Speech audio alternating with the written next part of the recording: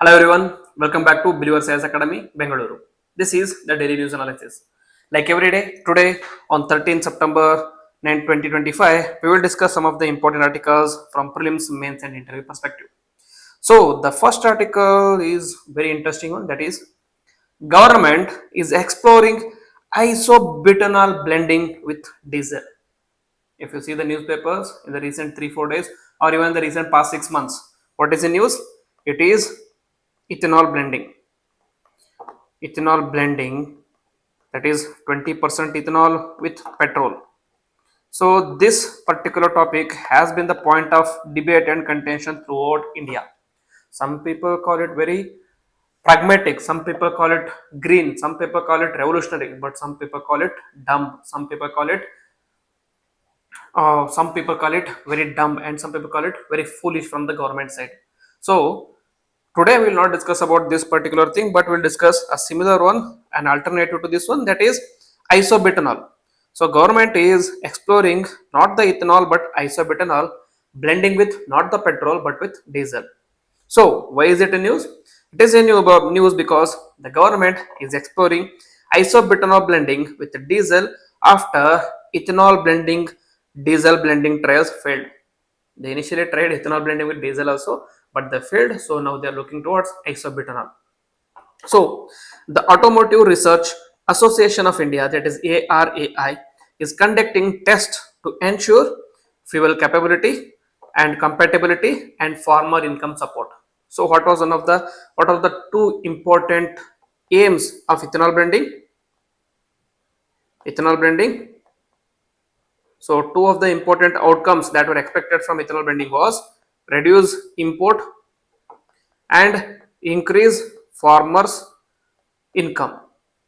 But however, many are arguing that though it is helping in increasing the income of the farmers, but it is not reducing in the import, and it is also not green in nature, and it is also very water intensive and other things. Okay, again, let us not go into ethanol now. Let us stick to isobutanol.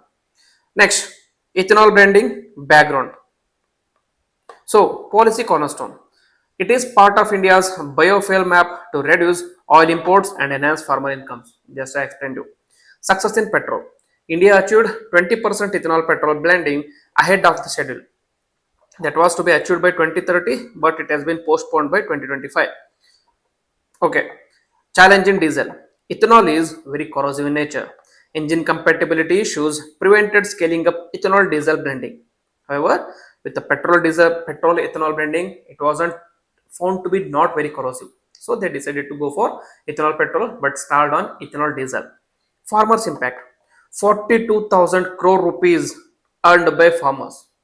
Corn prices doubled from 1200 to 2600 to 2800 per quintal. Strengthened rural incomes. Next, why isobutanol? Now we discussed about ethanol significance. Now why isobutanol? First we have to understand what is it. What is isobutanol? Isobutanol is an alcoholic compound, that is C4H10O, which is used in paints, coatings, and food additives. What is its advantages over ethanol? Higher heating value, that is more energy it is producing, less corrosive and less hygroscopic, meaning it will attract lesser amount of water, and better engine compatibility with diesel, and can be blended at 10% with diesel. So it provides higher benefits compared to ethanol and diesel blending. Okay, next, future use. It is used as a potential as standalone biofuel or in combination with CNG for tractors and agricultural heavy machineries. Okay, policy push, that is farmers and sugar industry. Government declared 96% sugarcane payments, reducing cane dues to record lows. Encouragement to expand ethanol distilleries, adopt 2G and 3G technology, and diversify production for domestic and export markets. This is the policy push from the government of India. But there are concerns raised by the industries. What are the concerns? Sugarcane FRP, that is fair and remunerative price. It needs revision due to the rising input cost. Next, MSP, that is the minimum support price, is unchanged since 2019, and the industry demands upward revision.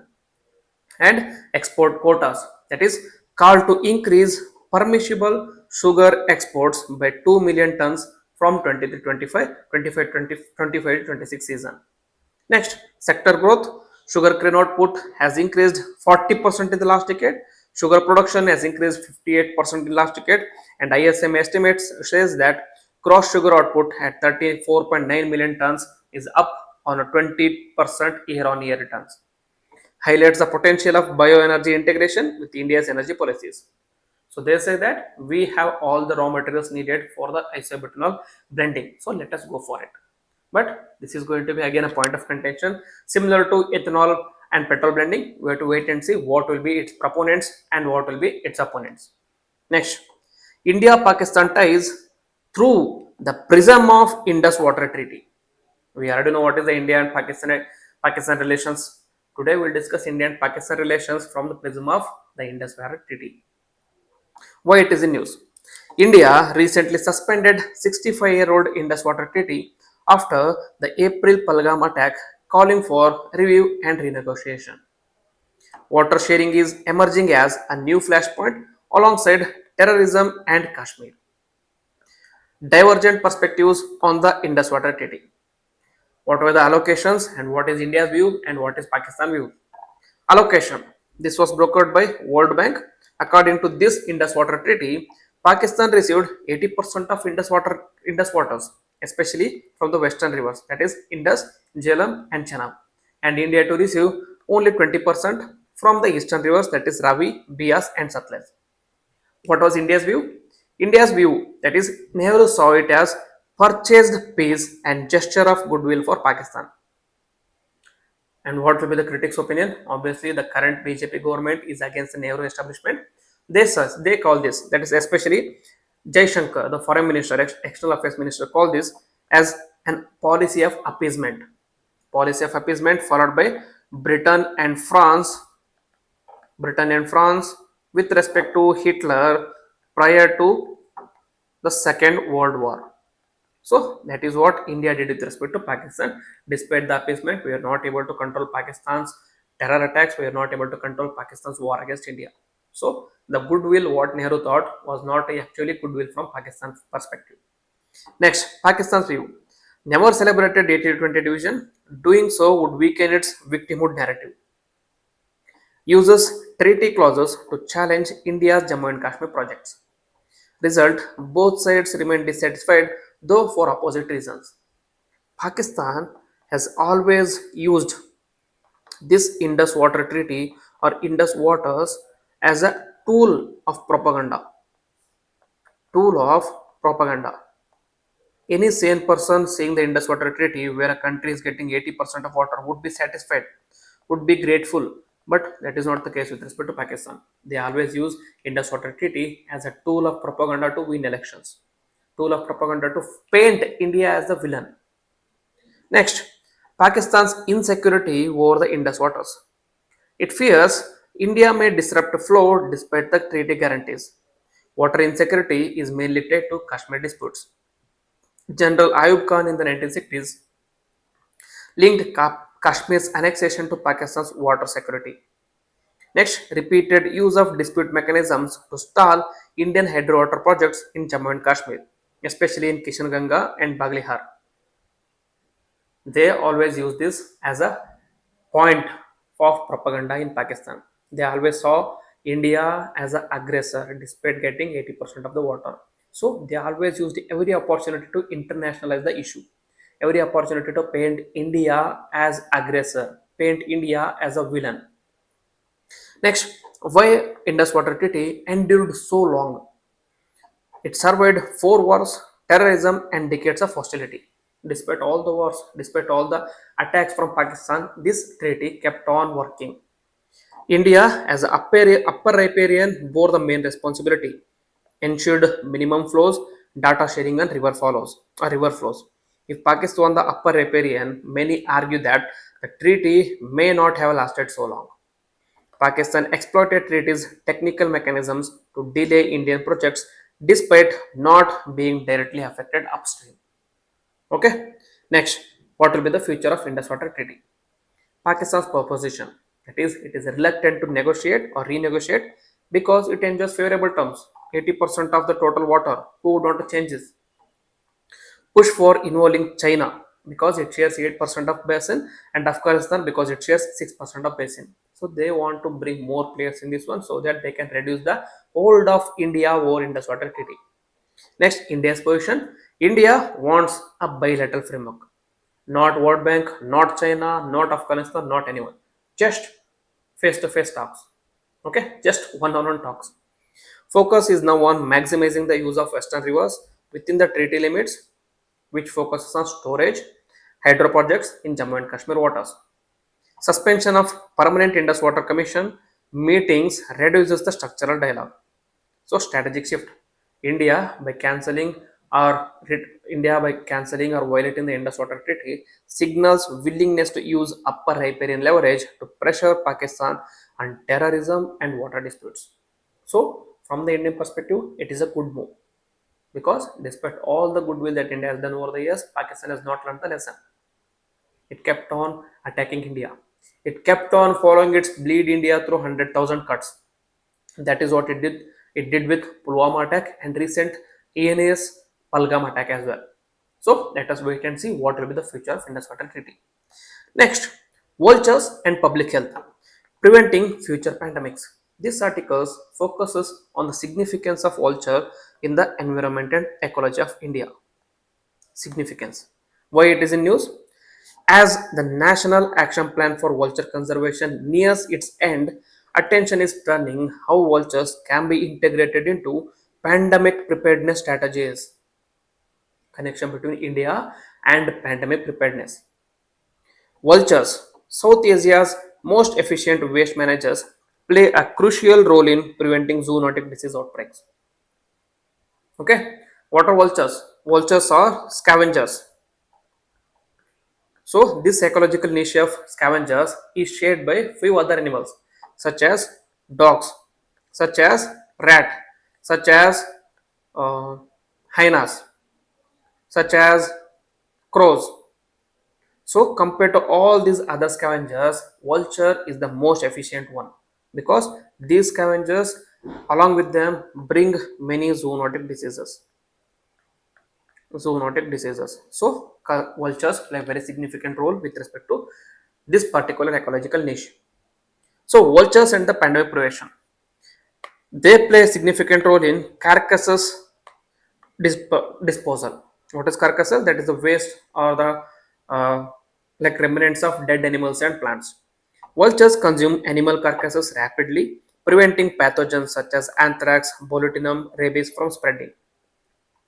First line of defense.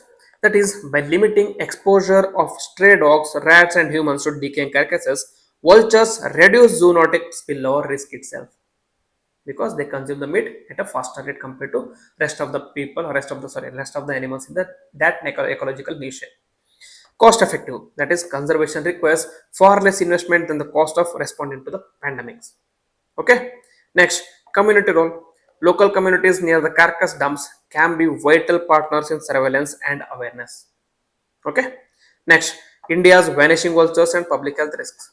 Despite all the good efforts or despite all the advantages of vultures, the Indian vultures are facing threat. Why? We'll see. The population decline. That is, India once had 40 million vultures in the 1980s. Since 1990s, numbers fell by whooping 95% due to diclofenac.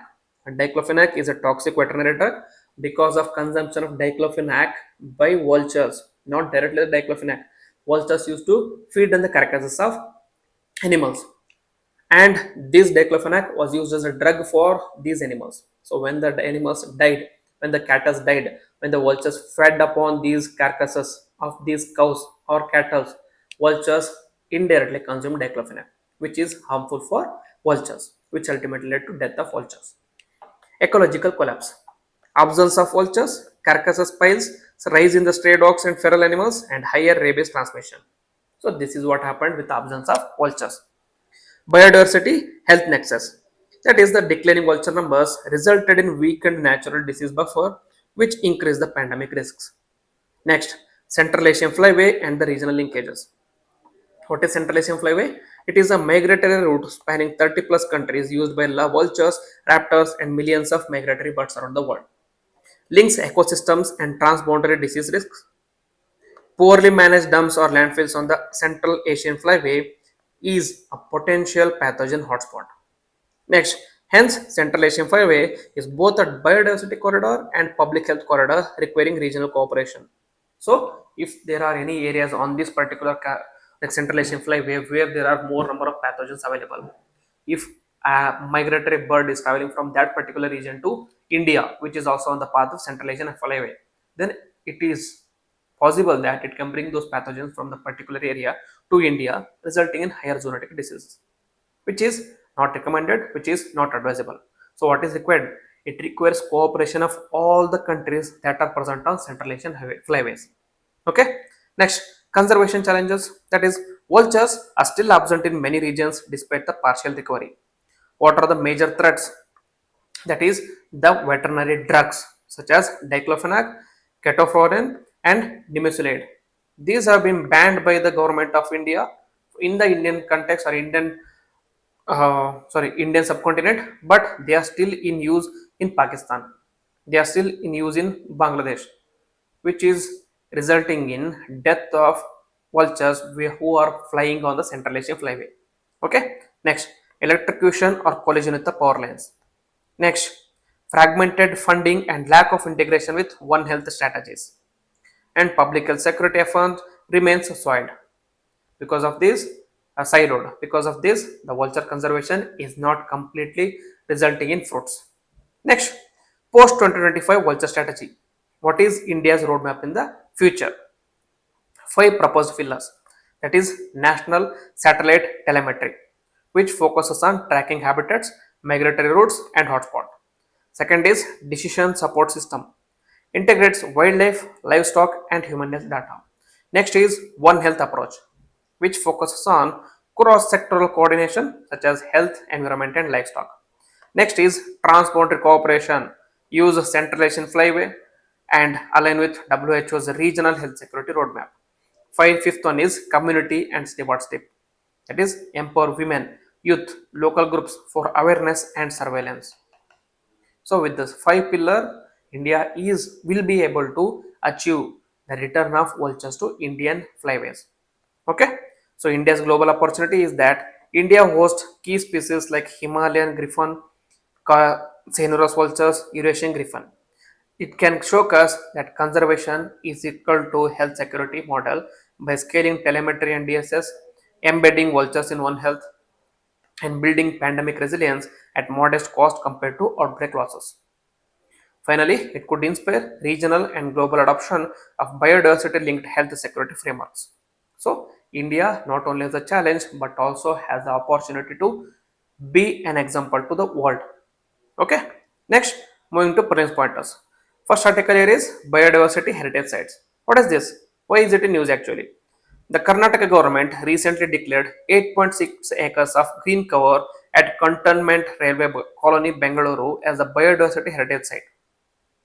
In the second in the city after Gandhi Krishi Vigyana Kendra, GKVK has already been declared as biodiversity heritage site. Now, along with that, the Cantonment Railway Colony has been declared as biodiversity heritage site as well. So, what is biodiversity heritage site? It is defined as areas that are unique, ecologically fragile ecosystems, rich in biodiversity and cultural value. Notified under Section 37 of Biodiversity Act of 2002.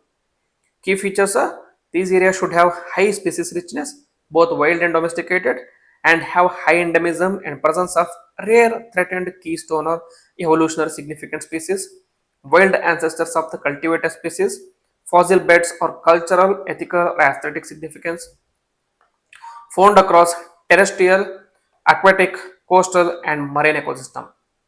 So, what is the legal framework? Who can declare these biodiversity heritage sites? State governments, in consultation with the local bodies, notify biodiversity heritage sites. No compulsory restriction on the community practices unless voluntarily decided by the community itself. Next, state may compensate or rehabilitate people economically affected by such declaration. Okay, that is, if certain people are present in the biologically heritage sites and if they want to vacate the particular region, and this vacation or this rehabilitation of those people is adding certain economical burden on the people, then it is the duty of the government to provide economical compensation for them to move out of that particular region. Okay. Next, objective is conservation plus improving the quality of life of local communities. Facts is, first biological heritage site in India was Nalluru, Tamil Nadu Tamarind Grove in Bangalore, Karnataka. Next, biodiversity heritage sites in Bangalore is Gandhi Krishi Vikas Vignan Kendra and Cantonment Railway Colony. Okay, fine. Next, second is perpetual bonds. What are these perpetual bonds and why it is in news? It is in news because IREDA, that is Indian Renewable Energy Development Agency, raised 453 crore rupees at 7.7% per annum through its second issue of perpetual bonds, strengthening its capital base for financing green energy projects. Okay, about the perpetual bonds. What is the definition?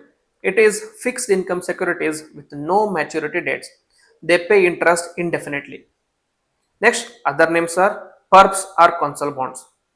What are the issuer's obligations? There is no mandatory redemption of the principals. Principal is repaid only if the issuer exercises the call option. Okay, principal is repaid only if the issuer exercises the call option. That is, if you are a person who is investing in the bond, and if a person in this particular case is IREDA, if he is a issuer of certain bonds and if you are investing in those bonds, if the issuer, that is IREDA, decides to use the call option, then the principal amount has to be returned to me. Okay, unless and until they disclose, they decide to provide for call option, we cannot withdraw the amount. Instead, we'll be getting interest indefinitely. Next, call option is allows the issuer to redeem bonds after a set period of time, normally 5 to 10 years. Features is, it is hybrid in nature, that is debt instrument with equity like triads. Priority in bankruptcy, that is paid after secured creditors but before shareholders. Next, interest rate higher than the normal bonds to compensate for indefinite tenure and risk. Interest rate and sensitivity. Market price fluctuates heavily with interest rate changes. Accounting treatment, that is often treated as equity, helping issuers to raise funds without diluting ownership. In India, it is mainly issued by the banks and financial institutions to meet capital adequacy norms. Example, the IRDA norms issuance to fund renewable energy in the IRDA. Why important? Strengthens capital structure without equity dilution, provides long-term stable income for investors, useful in green financing and infrastructure funding. Okay. Then the final article for the day is National Forest Martyrs Day 2025. So, what is National Forest Martyrs Day and why it is in news?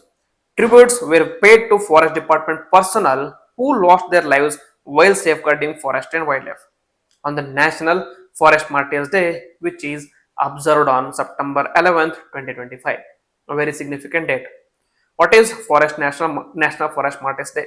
It is observed on September 11 in India. Pays tribute to forest officials, staff, and community members who sacrificed their lives for the forest conservation and wildlife protection. It recognizes the risk faced by protectors of natural resources. Historical background. It is linked to Kejarli massacre in 1730, that is Marwar Kingdom in Rajasthan. Maharaja Abhay Singh ordered Kejari trees to be cut for palace construction. Amrita Devi Bishnoi and her community resisted by hugging the trees. Precursor to the Chipko movement. So, this Bishnoi community hugged the trees and they decided not to allow the people to cut the trees. But what happened? 363 Bishnois were killed protecting the trees. They were cut along with the trees itself. Inspired later environmental movements, especially the Chipko movement and Appiko movement in Karnataka. In 2013, MOFCC declared September 11 as the National Forest Martyrs Day in remembrance of this Kejari trees or Kejari massacre of 1730. Significance: tribute to all the defenders of forest from illegal logging to poaching, reinforces that the forest is equal to lifelines, regulates climate, purify air and water, maintains biodiversity. It is observed through memorial services, plantation drives, awareness campaigns, and educational events. It promotes eco-conscious living and connects environmental protection with cultural ethos. So very important day as well. Remember the National Forest Martyrs Day, which falls on September 11. It is in remembrance of Kejri massacre in Rajasthan. So these are the articles which I want to discuss with you today. If you like the video, then please hit the like button, comment on it, and share with your friends. And if you're new to the channel, please subscribe to the channel and click on the bell icon so that you don't miss any notification. With this, I will end the video. Jai Hind, Jai Karnataka.